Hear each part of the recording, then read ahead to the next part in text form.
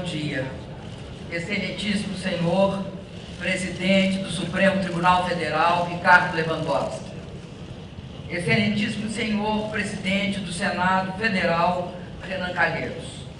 Excelentíssimas senhoras senadoras e excelentíssimos senhores senadores. Cidadãs e cidadãos de meu amado Brasil. No dia 1º de janeiro de 2015, assumi meu segundo mandato à presidência da República Federativa do Brasil. Fui eleita por mais de 54 milhões de votos. Na minha posse, assumi o compromisso de manter, defender e cumprir a Constituição, bem como o de observar as leis, promover o bem geral do povo brasileiro, sustentar a união, a integridade e independência do Brasil. Ao exercer a presidência da República, respeitei fielmente o compromisso que assumi perante a nação e aos que me elegeram. E me orgulho disso. Sempre acreditei na democracia e no Estado de Direito. E sempre vi na Constituição de 1988 uma das grandes conquistas do nosso povo. Jamais atentaria contra o que acredito ou praticaria atos contrários aos interesses daqueles que me elegeram. Nesta jornada para me defender do impeachment, me aproximei ainda mais do povo. Tive a oportunidade de ouvir seu reconhecimento, de receber seu carinho. Ouvi também críticas duras ao meu governo, a erros que foram cometidos e a medidas e políticas que não foram adotadas. Acolho essas críticas com humildade, até porque, como todos, tenho defeitos e cometo erros. Entre os meus defeitos não está a deslealdade e a covardia. Não traio os compromissos que assumo, os princípios que defendo ou os que lutam ao meu lado. Na luta contra a ditadura, pois recebi no meu corpo as marcas da tortura. Amarguei por anos o sofrimento da prisão. Vi companheiros e companheiras sendo violentados e até assassinados. Na época, eu era muito jovem.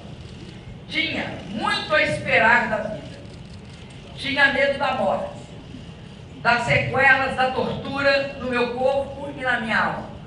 Mas não cedi. Resisti. Resisti à tempestade de terror que começava a me engolir. Na escuridão dos tempos amargos em que o país vivia. Não mudei de lado. Apesar de receber o peso da injustiça nos meus ombros, continuei lutando pela democracia. Dediquei todos esses anos da minha vida à luta por uma sociedade sem ódios e intolerância. Lutei por uma sociedade livre de preconceitos e de discriminações. Lutei por uma sociedade onde não houvesse miséria ou excluídos. Lutei por um Brasil soberano, mais igual e onde houvesse justiça. Disso tenho orgulho. Quem acredita, luta. Aos quase 70 anos de idade, não seria agora, após ser mãe e avó, que abdicaria dos princípios que sempre me guiaram. Exercendo a presidência da República, tenho honrado o compromisso com o meu país, com a democracia, com o Estado de Direito. Tenho sido intransigente na defesa da honestidade, na gestão da coisa pública. Por isso, diante das acusações que contra mim são dirigidas neste processo, não posso deixar de sentir na boca novamente o gosto áspero e amargo da injustiça e do arbítrio. E por isso, como no passado, resisto. Não esperem de mim obsequioso silêncio dos covardes. No passado, com as armas e hoje com a retórica jurídica, pretendem novamente atentar contra a democracia e o Estado de Direito. Se alguns rasgam o seu passado e negociam as benesses do presente, que respondam perante a sua consciência e perante a história pelos atos que praticam. A mim, cabe lamentar pelo que foram e pelo que se tornaram. E resistir. Resistir sempre. Resistir para acordar as consciências ainda adormecidas, para que juntos finquemos o pé no terreno que está do lado certo da história, mesmo que o chão trema e ameace de novo nos engolir. Não luto pelo meu mandato, por vaidade ou por apego ao poder, como é próprio dos que não têm caráter, princípios ou utopias a conquistar. Luto pela democracia, pela verdade e pela justiça. Luto pelo povo do meu país, pelo seu bem-estar. Muitos hoje me perguntam, de onde vem a minha energia para prosseguir? Vem do que acredito. Posso olhar para trás e ver tudo o que fizemos, olhar para frente e ver tudo o que ainda precisamos e podemos fazer. O mais importante é que posso olhar para mim mesmo e ver a face de alguém que, mesmo marcada pelo tempo, tem forças para defender suas ideias e seus direitos. Sei que em breve, e mais uma vez na vida, serei julgado. E é por ter a minha consciência absolutamente tranquila em relação ao que eu fiz no exercício da presidência da República, que venho pessoalmente à presença dos que me julgarão. Venho para olhar diretamente nos olhos de vossas excelências e dizer com a serenidade dos que nada têm a esconder que não cometi nenhum crime de responsabilidade. Não cometi os crimes dos quais sou acusada, injusta e arbitrariamente. Hoje, o Brasil, o mundo e a história nos observam e aguardam o desfecho desse processo de impeachment. No passado, da América Latina e do Brasil, sempre que interesses de setores da elite econômica e política foram feridos pelas urnas e não existiam razões jurídicas para uma destituição legítima, conspirações eram tramadas, resultando em golpes de Estado. O presidente Getúlio Vargas, que nos legou a CLT e a defesa do patrimônio nacional, sofreu uma implacável perseguição, a hedionda trama orquestrada pela chamada República do Galeão, que o levou ao suicídio. O presidente Juscelino Kubitschek, que construiu essa cidade, foi vítima de constantes e fracassadas tentativas de golpe, como ocorreu no episódio de Aragarças. O presidente João Goulart, defensor da democracia, dos direitos dos trabalhadores e das reformas de base, superou o golpe do parlamentarismo, mas foi deposto e instaurou-se a ditadura militar em 1964. Durante 20 anos, vivemos o silêncio imposto pelo arbítrio e a democracia foi varrida de nosso país. Milhões de brasileiros lutaram e reconquistaram o direito a eleições diretas. Hoje, mais uma vez, ao serem contrariados e feridos nas urnas os interesses de setores da elite econômica e política, nos vemos diante do risco de uma ruptura democrática. Os padrões políticos dominantes no mundo repelem a violência explícita. Agora, a ruptura democrática se dá por meio da violência moral e de pretextos constitucionais, para que se empreste aparência de legitimidade ao governo que assume sem o amparo das urnas. Invoca-se a Constituição para que o mundo das aparências encubra hipocritamente o mundo dos fatos. As provas produzidas deixam claro e inconteste que as acusações contra mim dirigidas são meros pretextos, embasados por uma frágil retórica jurídica. Nos últimos dias, novos fatos evidenciaram outro aspecto da trama que caracteriza esse processo de impeachment. O autor da representação, junto ao Tribunal de Contas da União, que motivou as acusações discutidas nesse processo, foi reconhecido como suspeito pelo presidente do Supremo Tribunal Federal. Soube-se ainda, pelo depoimento do auditor responsável pelo parecer técnico, que ele havia ajudado a elaborar a própria representação do auditor. Fica clara a parcialidade, a trama, na construção das teses por eles defendidas. São pretextos, apenas pretextos para derrubar, por meio de um processo de impeachment, sem crime de responsabilidade, um governo legítimo, escolhido em eleição direta, com a participação de 110 milhões de brasileiros e brasileiras. O governo de uma mulher que ousou ganhar 2 eleições presidenciais consecutivas. São pretextos para viabilizar um golpe na Constituição. Um golpe que, se consumado, resultará na eleição indireta de um governo usurpador.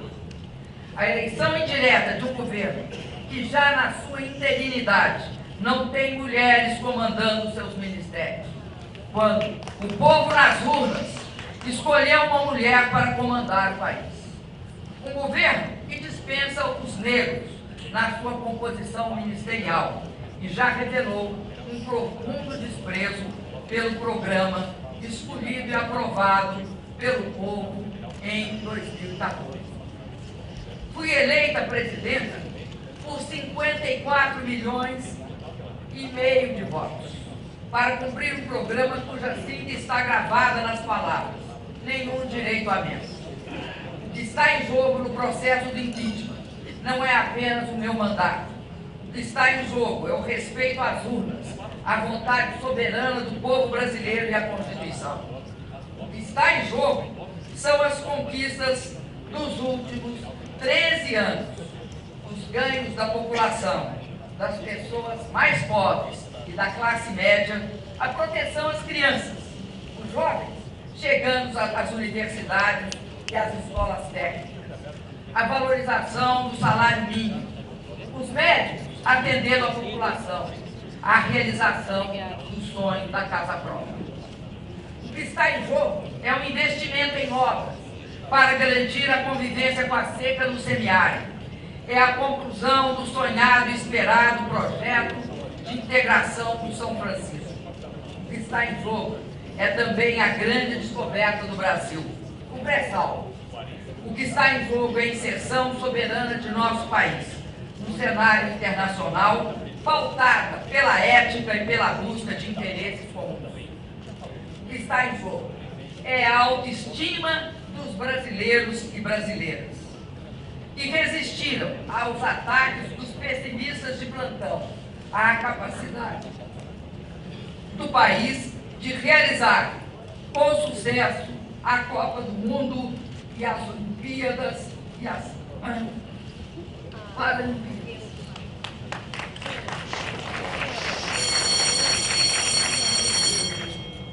Peço que não se manifestem, por favor.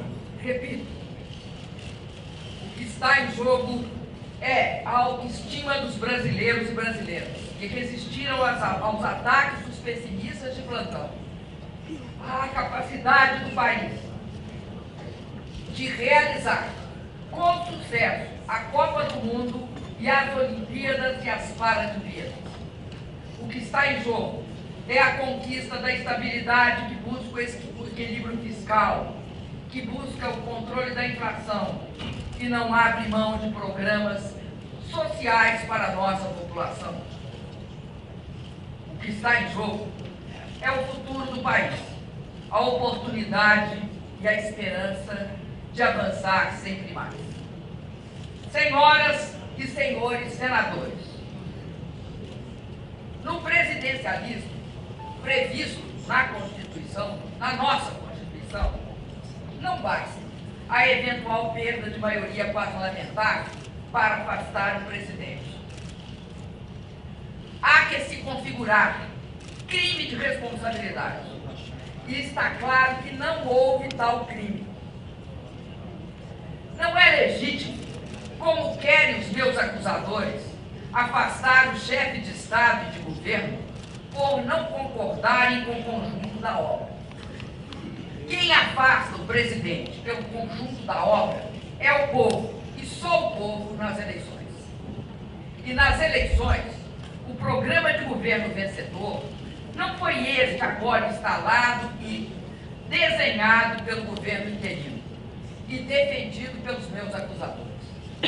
O que pretende o governo interino, se transmudado em efetivo, é um verdadeiro ataque às conquistas dos últimos anos.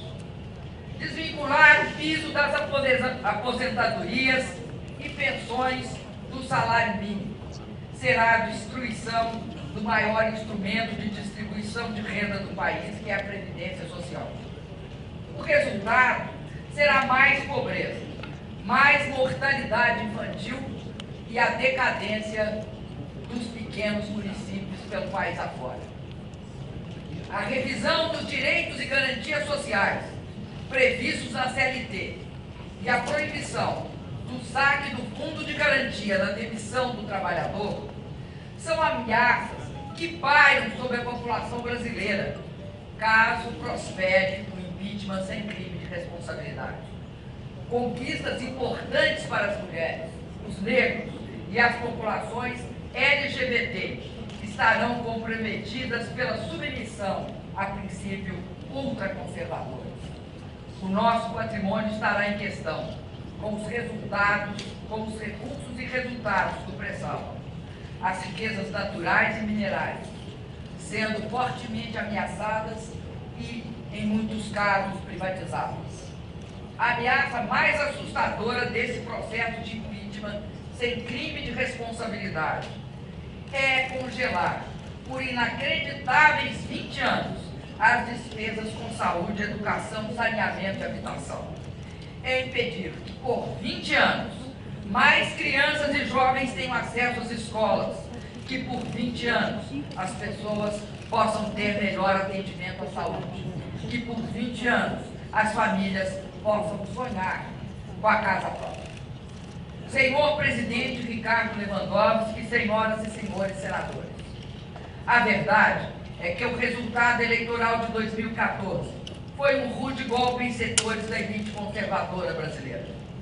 Desde a proclamação dos resultados eleitorais, os partidos que apoiavam o candidato derrotado nas eleições fizeram de tudo para impedir a minha posse e a estabilidade do meu governo.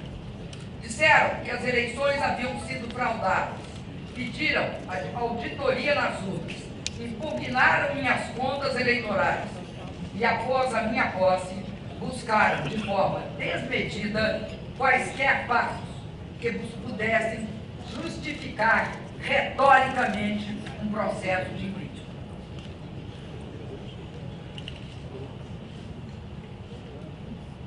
Como é próprio das elites conservadoras e autoritárias, não viam na vontade do povo o elemento legitimador de um governo. Queriam o poder a qualquer preço. Tudo fizeram para destabilizar a mim e ao meu governo. Só é possível compreender a gravidade da crise que assola o Brasil desde 2015, levando-se em consideração a instabilidade política aguda que, desde a minha eleição, tem caracterizado o ambiente em que ocorre o investimento e a produção de bens e serviços. Não se procurou discutir e aprovar uma melhor proposta para o país. O que se pretendeu permanentemente foi a afirmação do quanto pior, melhor, na busca obsessiva de se desgastar o governo, pouco importando os resultados danosos desta questionável ação política para toda a população. A possibilidade de impeachment tornou-se assunto central da pauta política e jornalística, apenas 2 meses após minha reeleição, apesar da evidente improcedência dos motivos para justificar esse movimento radical.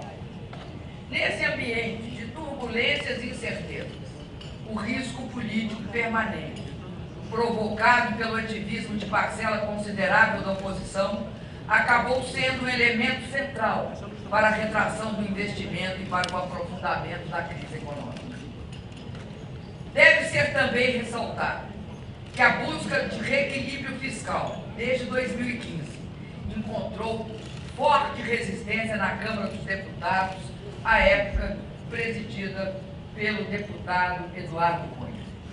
Os projetos enviados pelo governo foram rejeitados, parcial ou integralmente. Pautas bombas foram apresentadas e algumas aprovadas.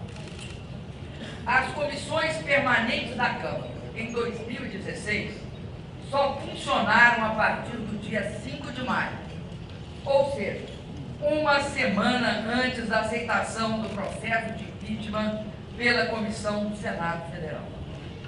Os senhores e as senhoras senadores sabem que o funcionamento dessas comissões era e é absolutamente indispensável para a aprovação de matérias que interferem no cenário fiscal e possam encaminhar a saída para a crise. Foi criado, assim, um desejado ambiente de instabilidade política, propício à abertura do processo de impeachment sem crime de responsabilidade. Sem essas ações, o Brasil certamente estaria em uma situação melhor, política, econômica e fiscal do que está hoje. Muitos articularam e votaram contra propostas que durante toda a vida defenderam, sem pensar nas consequências que seus vetos trariam para o país e para o povo brasileiro.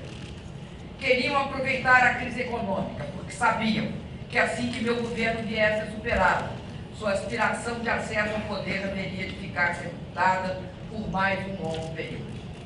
Mas, a bem da verdade, as forças oposicionistas somente conseguiram levar adiante o seu intento quando outra poderosa força política a eles se agregou. A força política dos que queriam evitar a continuidade da sangria de setores da classe política, motivada pelas investigações sobre a corrupção e o desvio do dinheiro público. É notório que durante o meu governo e o do presidente Lula foram dadas todas as condições para que as investigações fossem realizadas. Propusemos importantes leis que dotaram os órgãos competentes de condições para investigar e punir os culpados. Assegurei a autonomia do Ministério Público. Não permiti qualquer interferência política na atuação da Polícia Federal. Contrariei interesses. Por isso, paguei e pago um elevado preço pessoal pela postura que tive.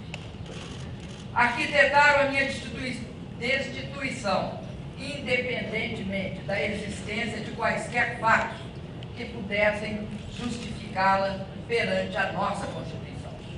Encontraram, na pessoa do ex-presidente da Câmara dos Deputados, Eduardo Cunha, o vértice da sua aliança golpista. Articularam e viabilizaram a perda da maioria parlamentar do governo. Situações foram criadas com o apoio escancarado de setores da mídia para construir o clima político necessário para a desconstituição do resultado eleitoral de 2014. Todos sabem que este processo de impeachment foi aberto por uma chantagem explícita do ex-presidente da Câmara, Eduardo Cunha, como chegou a reconhecer em declarações à imprensa um dos próprios denunciantes. Exigia aquele parlamentar que eu intercedesse para que deputados do meu partido não votassem pela abertura do seu processo de cassação. Nunca aceitei na minha vida ameaças ou chantagem. Se não o fiz antes, não o faria na condição de presidenta da República. É fato, porém, que não ter me curvado a essas chantagens motivou o recebimento da denúncia por crime de responsabilidade e a abertura deste processo. Se eu tivesse me compliciado com a improbidade, com o que há de pior na política brasileira, como muitos até hoje parecem não ter o menor pudor em fazê-lo, eu não correria o risco de ser condenada injustamente. Quem se acumplicia ao imoral e ao ilícito não tem respeitabilidade para governar o país. Quem age para poupar ou adiar o julgamento de uma pessoa que é acusada de enriquecer às custas do Estado brasileiro e do povo, que paga impostos, cedo ou tarde, acabará pagando perante a sociedade e a história o preço de seu compromisso com a ética. Tem, e todos sabem, muito orgulho. Todos sabem que não enriqueci no exercício de cargos públicos, que não desviei de dinheiro público em meu governo em benefício próprio, nem de meus familiares, e que não possuo contas ou imóveis no exterior. Sempre agi com absoluta probidade nos cargos públicos que ocupei ao longo da minha vida. Curiosamente, serei julgado por crimes que não cometi. Antes do julgamento, o ex-presidente da Câmara, acusado de ter praticado gravíssimos atos ilícitos e que liderou as tramas e os ardis que alavancaram as ações voltadas à minha destituição. Ironia da história? Não, de forma nenhuma. Trata-se de uma ação deliberada que conta com o silêncio cúmplice de setores da grande mídia brasileira. Viola-se a democracia e pune-se uma inocente. Este é o pano de fundo que marca o julgamento que será realizado pela vontade dos que lançam contra mim pretextos acusatórios infundados. Estamos a um passo da consumação de uma grave ruptura institucional. Estamos a um passo da concretização de um verdadeiro golpe de Estado. Senhoras e senhores senadores, vamos aos autos deste processo. Do que sou acusado?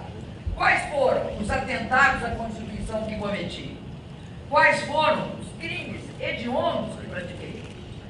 A primeira acusação refere-se à edição de 3 decretos de crédito suplementar sem autorização legislativa. Ao longo de todo o processo, mostramos que a edição desses decretos seguiu todas as regras legais. Respeitamos a previsão contida na Constituição, a meta definida na LDO e as autorizações estabelecidas no artigo 4º da Lei Orçamentária de 2015, aprovadas pelo Congresso Nacional. Todas essas previsões legais foram respeitadas em relação aos 3 decretos. Eles apenas ofereceram alternativas para a alocação dos mesmos limites de empenho e financeiro estabelecidos pelo decreto de contingenciamento que não foram alterados. Repito, pelos decretos de contingenciamento que não foram alterados. Por isso, não afetaram em nada a meta fiscal. Ademais, em 2014, por iniciativa do próprio Executivo, o Congresso aprovou a inclusão na LDO da obrigatoriedade que qualquer crédito aberto deve ter sua execução subordinada ao decreto de descontingenciamento editado segundo as normas estabelecidas pela Lei Complementar de Responsabilidade Fiscal. E isso foi precisamente respeitado. Não sei se por incompreensão ou por estratégia, as acusações feitas nesse processo buscam atribuir a esses decretos nossos problemas fiscais. Ignoram ou escondem que os resultados fiscais negativos são consequência da desaceleração econômica e não a sua causa. Escondem que, em 2015, com o agravamento da crise, tivemos uma expressiva queda de receita ao longo de todo o ano. Foram 180 bilhões a menos que o previsto na lei orçamentária. Fazem questão de ignorar que realizamos, em 2015, o maior contingenciamento de nossa história.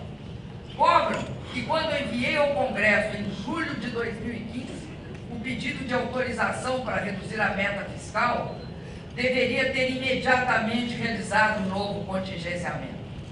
Não o fiz porque segui o procedimento, que não foi questionado pelo Tribunal de Contas da União ou pelo Congresso Nacional na análise das contas de 2009. Além disso, a responsabilidade com a população justifica também nossa decisão. Se aplicássemos em julho o contingenciamento proposto pelos nossos acusadores, cortaríamos 96% do total de recursos disponíveis para a despesa da União. Isso representa um corte radical em todas as votações orçamentárias dos órgãos federais. Ministérios seriam paralisados, universidades fechariam suas portas, o mais médico seria removido, a compra de medicamentos seria prejudicada, as agências reguladoras deixariam de funcionar.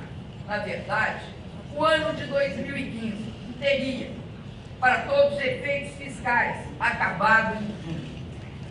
Volto a dizer, ao editar esses decretos de crédito suplementar, agia em conformidade plena com a legislação vigente. Em nenhum desses atos, o Congresso Nacional foi desrespeitado. Aliás, este foi o comportamento que adotei em meus 2 mandatos. Somente depois que assinei esses decretos é que o Tribunal de Contas da União mudou a posição que sempre teve a respeito da matéria. É importante que a população brasileira seja esclarecida sobre este ponto. Os decretos foram editados em julho e agosto de 2015 e somente em outubro de 2015 o plenário do Tribunal de Contas da União aprovou a nova interpretação. O Tribunal de Contas da União recomendou a aprovação das contas de todos os presidentes que editarem idênticos decretos, atos iguais ao que eu editei. Nunca levantaram qualquer problema técnico ou apresentaram interpretação que passava a ter depois que assinei estes atos. Querem me condenar por ter assinado decretos que atendiam às demandas da população, às demandas de diversos órgãos, inclusive do próprio Poder Judiciário, com base no mesmo procedimento adotado desde a entrada em vigor da Lei de Responsabilidade Fiscal em 2001. Por ter assinado decretos que, somados, não implicaram, como provado nos autos, em nenhum centavo de gastos a mais para prejudicar a meta fiscal? A segunda denúncia dirigida contra mim neste processo também é injusta e frágil. Afirma-se que o alegado atraso dos pagamentos das subvenções econômicas devidas ao Banco do Brasil no âmbito da execução do Programa de Crédito Rural, Plano Safra, para agricultura comercial e para agricultura familiar, equivale a uma operação de crédito, que estaria vedado pela Lei de Responsabilidade Fiscal. Como minha defesa e várias testemunhas já relataram, a execução do Plano Safra é regida por uma lei de 1992, que atribui ao Ministério da Fazenda a competência de sua normatização, inclusive em relação à própria atuação do Banco do Brasil. A Presidenta da República não pratica nenhum ato em relação à execução do Plano Safra. Parece óbvio, além de juridicamente justo, que eu não seja acusado por um ato inexistente. A controvérsia quanto à existência de operações de crédito surgiu novamente de uma interpretação do TCU, cuja decisão definitiva foi emitida em dezembro de 2015. Novamente, uma tentativa de dizer que cometi um crime antes da definição da tese de que haveria um crime. Uma tese que nunca havia surgido antes e que, como todas as senhoras e senhores senadores souberam em dias recentes, foi urdida especialmente para essa ocasião. Lembro ainda a decisão recente do Ministério Público Federal, que arquivou um inquérito exatamente sobre essa questão. Afirmou não caber falar em ofensa à lei de responsabilidade fiscal, porque eventuais atrasos de pagamento em contratos de prestação de serviço entre União e instituições financeiras públicas não são operações de crédito. Insisto, senhoras senadoras e senhores senadores, não sou eu, nem tampouco minha defesa, que fazemos essas alegações. É o Ministério Público Federal que se recusou a dar sequência ao processo pela inexistência de crime. Sobre a mudança de interpretação do TCU, lembro que ainda antes da decisão final, agi de forma preventiva. Solicitei ao Congresso a autorização para pagamento dos passivos e defini em decreto prazos de pagamento para as subvenções devidas. Em dezembro de 2015, após a decisão definitiva do TCU e com autorização do Congresso, saldamos todos os débitos existentes. Não é possível que não se veja aqui também o arbítrio desse processo e a injustiça também dessa acusação. Esse processo de impeachment não está praticando a justiça. Eu não atentei em nada, em absolutamente nada, contra qualquer dos dispositivos da Constituição e, como presidenta, jurei cumprir. Não pratiquei a crise. Está provado que não agi dolosamente em nada.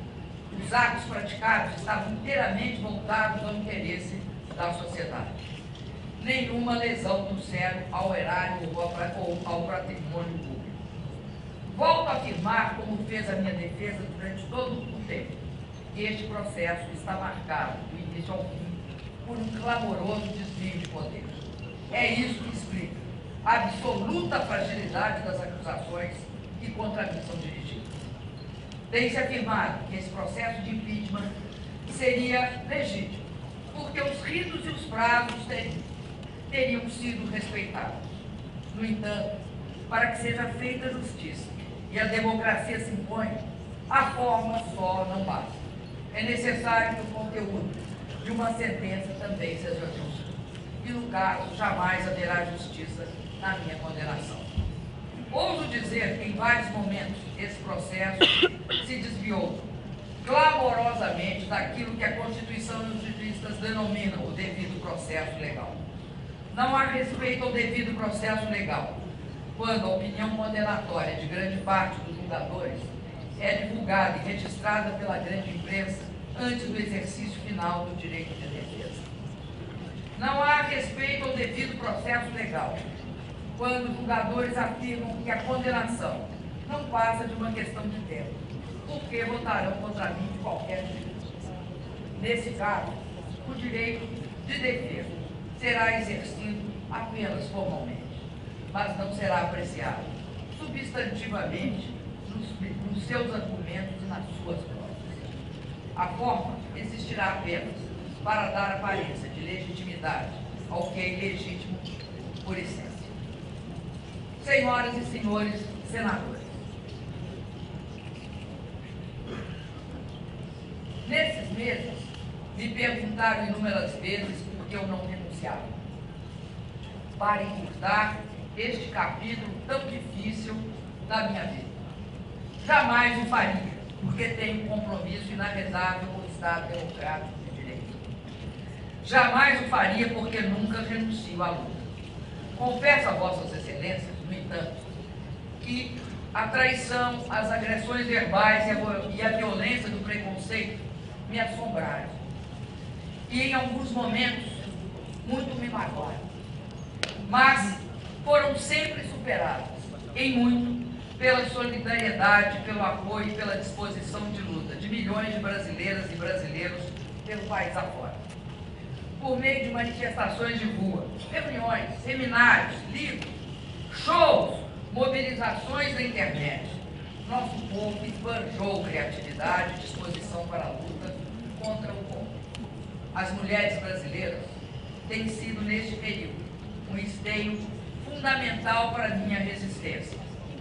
Me cobriram de flores e me protegeram com sua solidariedade. Parceiras incansáveis de uma batalha em que a misoginia e o preconceito mostraram suas garras. As brasileiras expressaram nesse combate pela democracia e pelos direitos sua força e resiliência. Bravas mulheres brasileiras, que tenho a honra e o dever de representar como primeira mulher presidenta da República.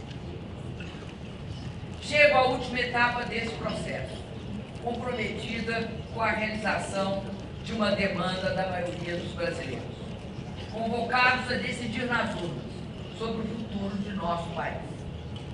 Diálogo, participação e voto direto e livre são as melhores armas que temos para preservar a democracia. Confio que as senhoras senadoras e os senhores senadores farão justiça. Tenho a consciência tranquila. Não pratiquei nenhum crime de responsabilidade. As acusações dirigidas contra mim são injustas e descabidas. Caçar em definitivo meu mandato é como me submeter a uma pena de morte política. Esse é o segundo julgamento a que sou submetida em que a democracia tem assento junto comigo no banco dos réus. Na primeira vez, fui condenada por um tribunal de exceção. Daquela época, além das marcas dolorosas da tortura, ficou o registro em uma foto da minha presença diante dos meus algozes, no momento em que eu os olhava, de cabeça erguida, enquanto eles escondiam os rostos com medo de serem reconhecidos e julgados pela história. Hoje, 4 décadas depois, não há prisão ilegal, não há tortura. Meus julgadores chegaram aqui pelo voto, mesmo voto popular que me conduziu à presidência. Tenho por todos, por isso, o maior respeito, mas continuo de cabeça erguida, olhando nos olhos dos meus julgadores. Apesar das diferenças, das grandes diferenças, sofro de novo com o sentimento de injustiça e o receio de que, mais uma vez, a democracia seja condenada junto comigo. E não tenho dúvida que também, desta vez, todos nós seremos julgados pela história. Por 2 vezes, vi de perto a face da morte, quando fui torturada por dias seguidos, submetida a serviços que nos faziam duvidar da humanidade e do próprio sentido da vida. E quando uma doença grave e extremamente dolorosa poderia ter abreviado a minha existência. Hoje, eu só temo a morte da democracia, pela qual muitos de nós, aqui neste plenário, lutamos com o melhor dos nossos esforços. Reitero, respeito os meus julgadores. Não nutro rancor por aqueles que votarão pela minha destituição. Respeito e tenho muito apreço por aqueles que têm lutado bravamente pela minha absolução, aos quais serei eternamente grato. Neste momento, quero me dirigir aos senadores, que mesmo sendo de oposição a mim e ao meu governo, estão indecisos. Lembrem-se que no regime presidencialista e sob a égide da nossa Constituição, uma condenação política exige obrigatoriamente a ocorrência de um crime de responsabilidade, cometido dolosamente e comprovado de forma cabal. Lembrem-se do terrível precedente que a decisão pode abrir para outros presidentes que virão, governadores e prefeitos, atuais e futuros. Condenar sem provas substantivas, condenar o inocente. É esse o precedente. Faço um apelo final a todos os senadores. não aceitem um golpe que, em vez de solucionar, agravará a crise brasileira. Peço que façam justiça a uma presidente honesta, que jamais cometeu qualquer ato ilegal na vida pessoal ou nas funções públicas que exerceu. Vote sem ressentimento. O que cada senador sente por mim e o que nós sentimos uns pelos outros importa menos, neste momento, do que aquilo que todos nós sentimos pelo país e pelo povo brasileiro. Peço